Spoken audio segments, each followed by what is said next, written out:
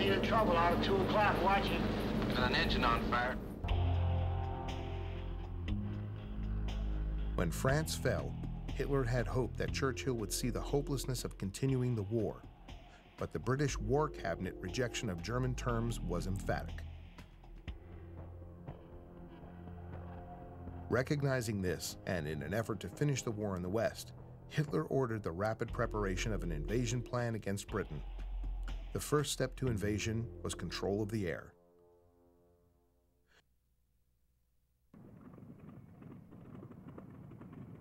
On the 10th of July, the battle began with the Kanalkampf. The Channel War comprised a series of running fights above convoys of freighter vessels speeding through the English Channel. These battles off the coast tended to favor the Germans, whose bomber escorts massively outnumbered the convoy patrols.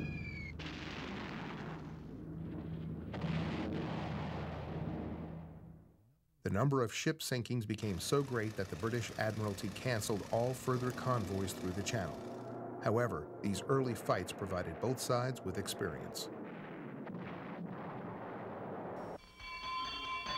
By the end of this period, the RAF was winning, at least in terms of pure numbers.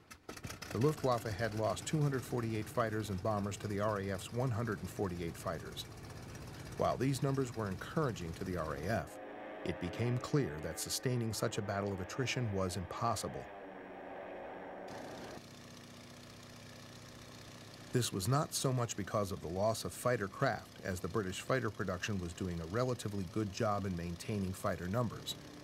More importantly, the loss of qualified pilots was slowly crippling the RAF. The situation was looking grim, and the real onslaught had yet to materialize.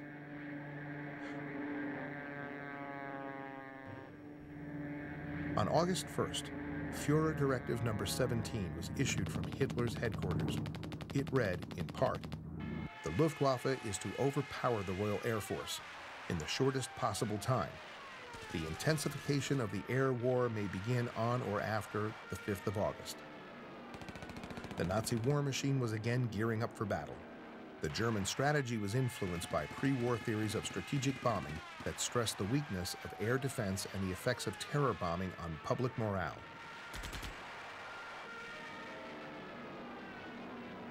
After the Spanish Civil War, the emphasis of German air operations had shifted toward a more tactical force.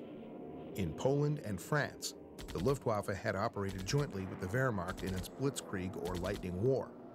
In the Battle of Britain, however, the Luftwaffe had to operate alone, not as support for an advancing army, but as a decisive weapon in its own right.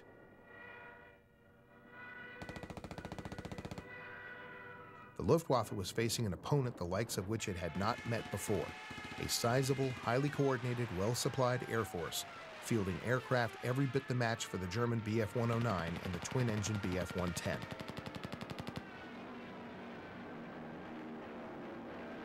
The majority of the RAF's fighting would rest upon the workhorse Hurricane Mark I, but more shocking to the German pilots was the newer Spitfire Mark I, which was quickly recognized as a nimble, world-class fighter.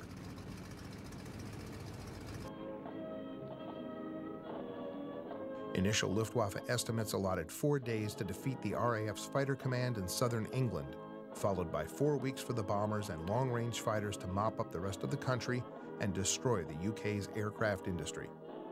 The plan developed by Luftwaffe Command called for a concerted strike against British radar installations.